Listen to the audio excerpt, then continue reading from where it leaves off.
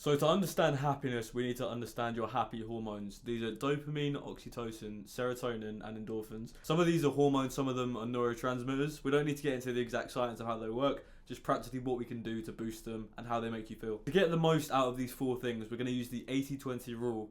That is the 20% of the most effective things that we can do to get 80% of the benefits of something. I'm going to go from easiest to hardest depending on how difficult it is to implement these things into your life. The first of these is endorphins. Endorphins is like a rush. The best example I can give is a runner's high. If you've done much running before, you'll know that it's difficult at first, but you reach a sort of euphoria. It's a buzz from working hard, particularly in something physical. The opposite of this is not feeling alive. Not feeling the intense experience of life. Like I said before, endorphins are probably the easiest to get. The simple thing is just to work out daily. Either do a run, a gym workout, or a sport every day. This is where the mental side of exercise comes in, because it's not just the physical benefits that we're trying to get, it's the mental benefits as well. The other major thing that contributes is hot and cold exposure. Cold can make you feel a lot more productive and is also great for dopamine. Being exposed to extreme heat in a sauna also has benefits for your endorphins. A big piece of practical advice that I can give you is sign up for a nice gym. Here in the UK we have your standard gym group, Pure Gym, which is basic gym, very big with a lot of people and the basic equipment, but it doesn't have all the facilities that a nicer gym would have.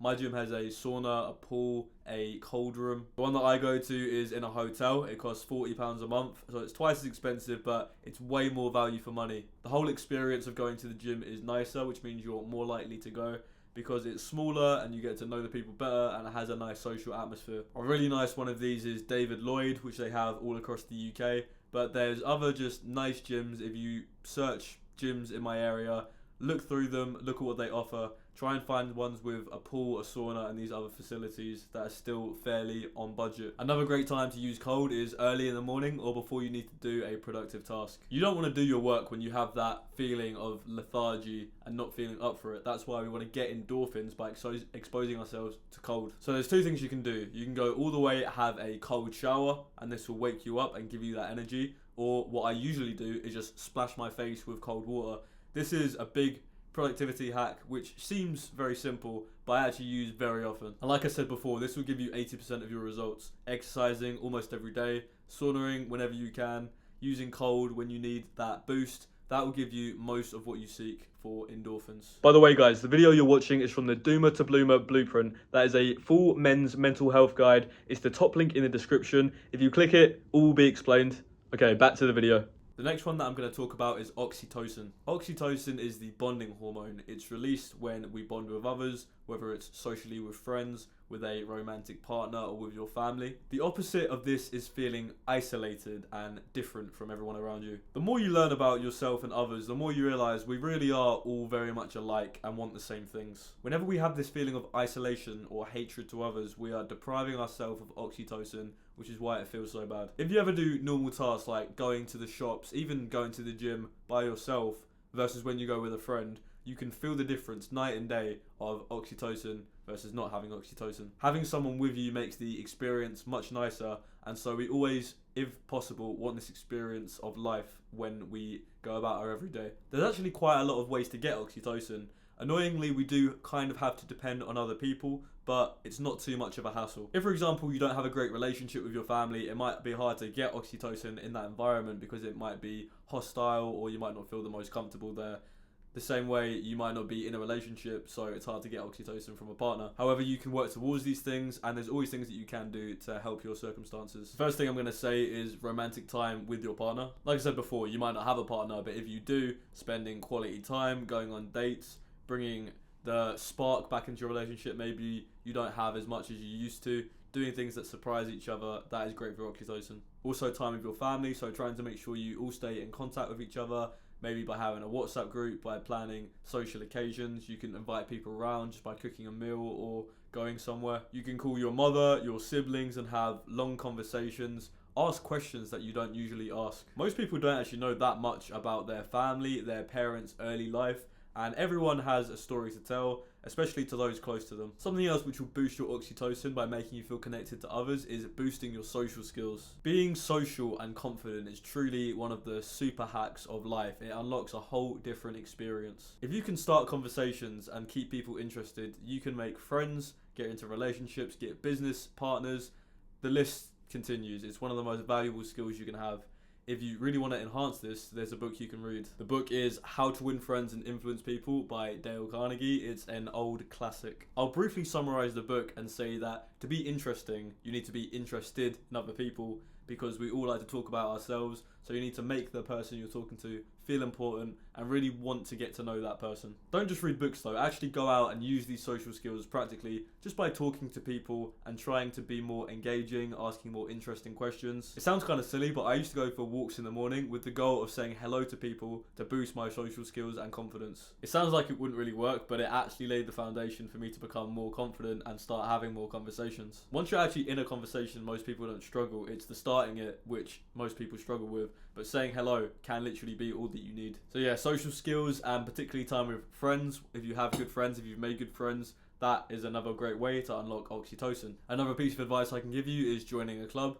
This is just a club of people with similar interests to you. I'll get onto this later, but I do jiu-jitsu, which is a grappling martial art, and this is my number one thing to change your life, because it's physical, it's skill acquisition, it's social, it does so many things for unlocking a better life. But there's no shortage of clubs you can join. There's clubs for horse riding and board games, or literally whatever thing you can imagine. So those are people that already have the same interests as you, so they're perfect people to become friends with, and you know, you can have an easy conversation because you have similar hobbies. The last piece of advice for oxytocin is to get a pet. So you can get a dog or a cat or a rabbit, or whatever you can commit to actually looking after, and social time with them and looking after them is something which is rewarding and gives you the feeling of oxytocin. A little tip, I've lived out in a city for years. I've got an apartment and I've got a shared house, so I wouldn't be able to take care of a dog or cat, so I never thought I could have a pet. And then I got a lizard or gecko. These are really cheap, easy to feed, and you can get ones that are even smaller than this that are about half the size. Charizard. Hey baby. Hey baby. That's my boy. That's my boy right there. As you can see, he's very cool and he's a sick pet. Now, the final two are dopamine and serotonin. Dopamine you probably would have heard a lot about, how it is motivation and it's the thing that gives you pleasure, and that we kill it by doom scrolling and a lot of our modern addictions. But serotonin is almost equally as important. Dopamine motivates you to do something, so you get a reward, dopamine, from doing something, and dopamine says to your brain, I want more of this feels good. Serotonin doesn't have this craving in the same way. It says, this feels good, this is enough. Serotonin is one of the big causes to reducing anxiety and depression. Without serotonin, quite simply, you feel empty. That's where the feeling of anxiety comes from. There's a longing, there's a not feeling comfortable in your current state. When people have depression, they're sometimes given serotonin reuptake inhibitors. So essentially they're just getting more natural serotonin. So serotonin just makes you feel at peace, not anxious. It gives you what you want out of life. It makes you feel like you're living to your true potential. And there is two massive things that you can do to increase your serotonin. Those two things are sleep and sunlight. First, I'm going to get into sleep.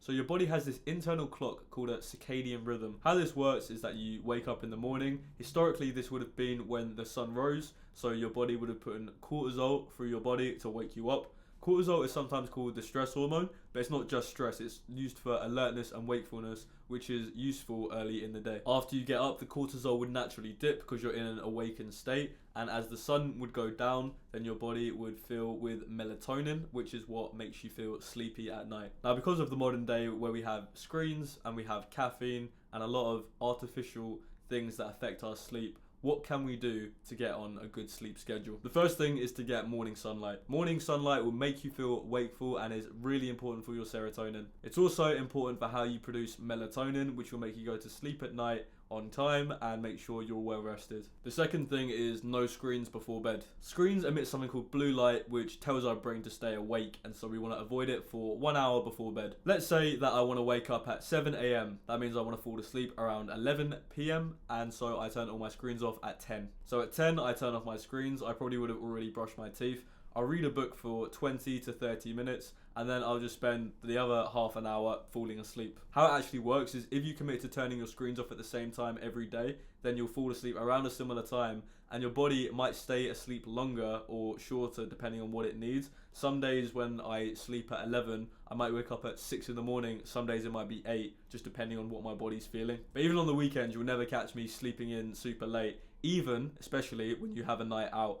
So, I used to get confused about this. If you stay out till say 4 in the morning, you might think you need to sleep in later to catch up on the sleep, but this isn't how it works. If you sleep in later, it's going to be harder to get to sleep that night, and so you won't be able to fully recover. What you've actually got to do is wake up around a similar time to what you usually do, trying not to shift it by more than about an hour and a half, and just have a good night's sleep the next night. If you stay out late, basically, the next day, you're not going to have energy, and sleeping in won't recover it. So you just got to affirm being tired for one day, but after this, it really does go back to normal. As well as morning sunlight, just try and get as much sunlight as you can throughout the day. Morning sunlight is great for regulating circadian rhythm, but you still need vitamin D, which is what you get from the sun. It's what makes you feel good and regulates your sleep hormones. I live in the UK where we don't really get enough vitamin D from the sun, and so what I recommend, if this is the case for you, is to get some vitamin D3 supplements.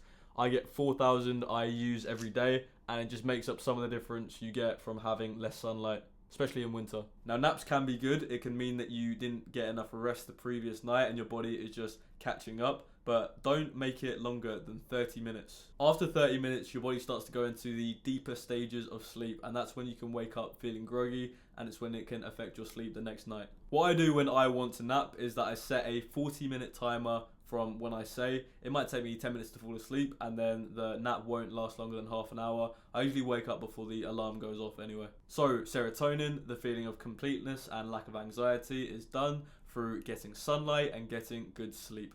Now, the final one to talk about is dopamine, which is the buzzword of the modern day because everything is so overstimulating and artificial. Like I said before, dopamine is the feeling of motivation. It's kind of like pleasure, but a pleasure which says, I want more of this feels good. This is Kai from the future, and I'm going to explain dopamine with a chart.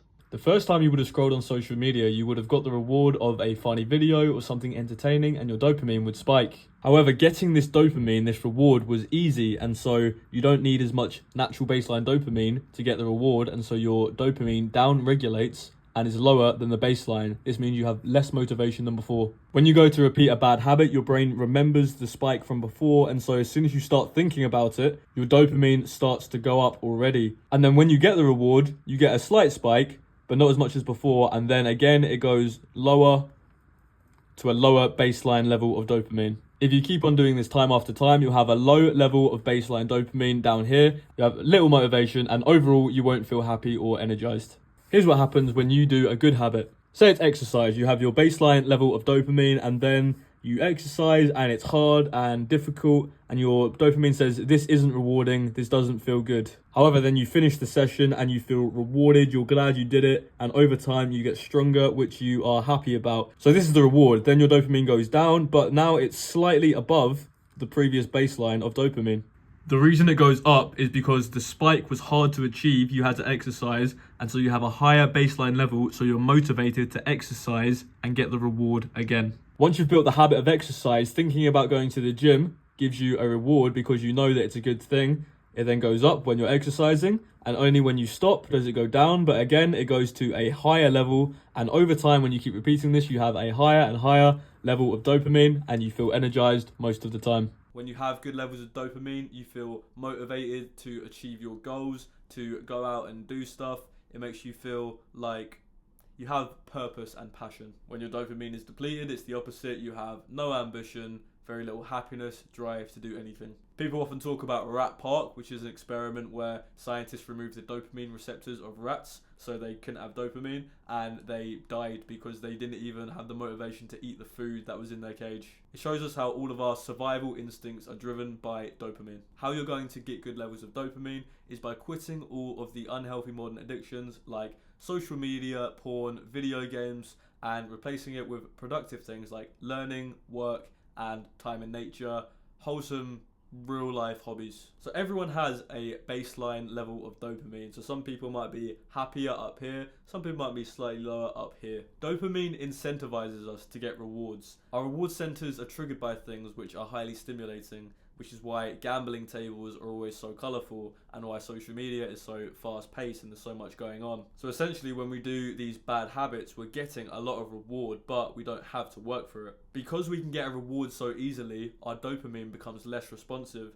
because we don't need to put in so much effort to get the reward. It doesn't take any effort to scroll on your phone or to consume junk food or video games. Therefore, over time, your baseline dopamine will go from up here to down here, and you won't have the motivation to do anything, which is more delayed. So this is called instant gratification. Right now, in the present moment, you can get a reward in the form of video games, junk food, porn, social media. Delayed gratification is where we put in effort now, but the reward comes later. We get dopamine, but it comes through things like exercise or learning or work. Imagine when you've just finished a massive work task, when you finish a university assignment, you feel amazing. It's like a weight has been lifted off your shoulders, you feel so proud of yourself. This is the gratification, but it came with effort. Now, your brain says, this feels good, I want more, so it produces more dopamine, so you have more drive to go and do this thing again. When you don't expose your brain to the quick dopamine, it doesn't think, well, I can just get it from this source. It doesn't know that source because it hasn't been exposed to it. So how do you quit the addictions and get on the good habits that are conducive to good dopamine levels? This is what I'm going to cover in the next 2 videos, and it is how to get on the good habits and get off the bad ones.